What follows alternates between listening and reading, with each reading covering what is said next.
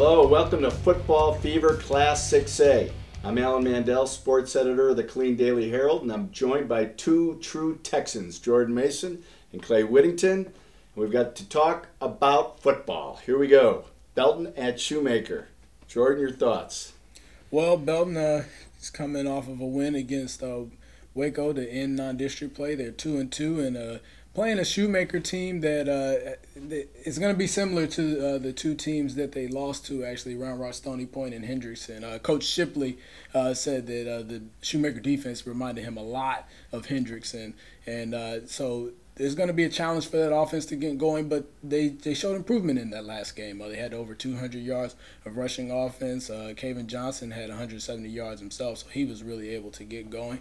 And Brandon Rhodes had 55 yards receiving. He was Shane Stafford's main target. So some signs of life from the Belton offense after tough games against Hendrickson and Stony Point, and they'll look to get going against a tough Shoemaker defense. So Coach Shipley talked about how athletic they are, having Kendall Jones in the middle on the defensive line, and then those linebackers, Tanique Hall, leading the way that can make it hard to get the edge. So it's going to be a big challenge, but Belton is going to look to get going. And then defensively, they're going to have to stop a running quarterback. Every time I've talked to Coach Shipley this year, he said we've got to find a way to contain athletic quarterbacks. And now they might get three of them in Shoemaker. All three of Shoemaker's quarterbacks can run. So they're going to look to shut that down and look to get off to a good start in district play after just two district wins last year.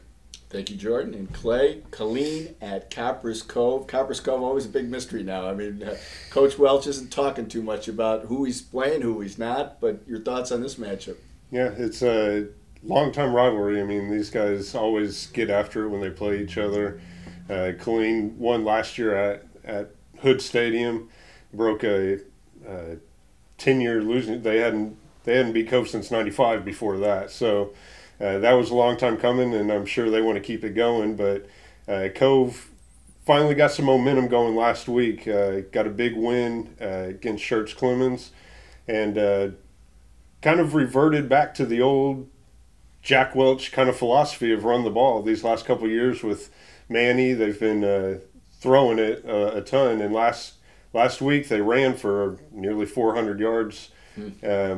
Trent Canyon had 175 yards, and that Ladarian Johnson put up 150, I believe it was, something around that, 134 to be exact. But so it's kind of got an old school feel to it a little bit. They're reverting back, so it should be an interesting game.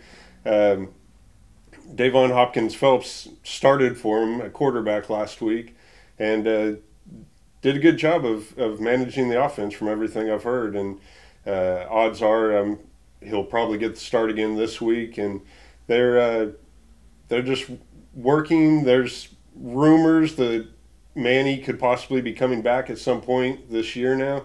So getting these early wins in district are going to be critical, so that, you know, when if and when he does come back, they can kind of pick up where they left off and not be digging themselves out of a hole. So this will be a big game, not only from rivalry standpoint, but also for Cove as far as setting themselves up for further down the road. So it should be a great one, and I'm sure Killeen fans will be traveling to Cove, and atmosphere should be intense. It should be a great game.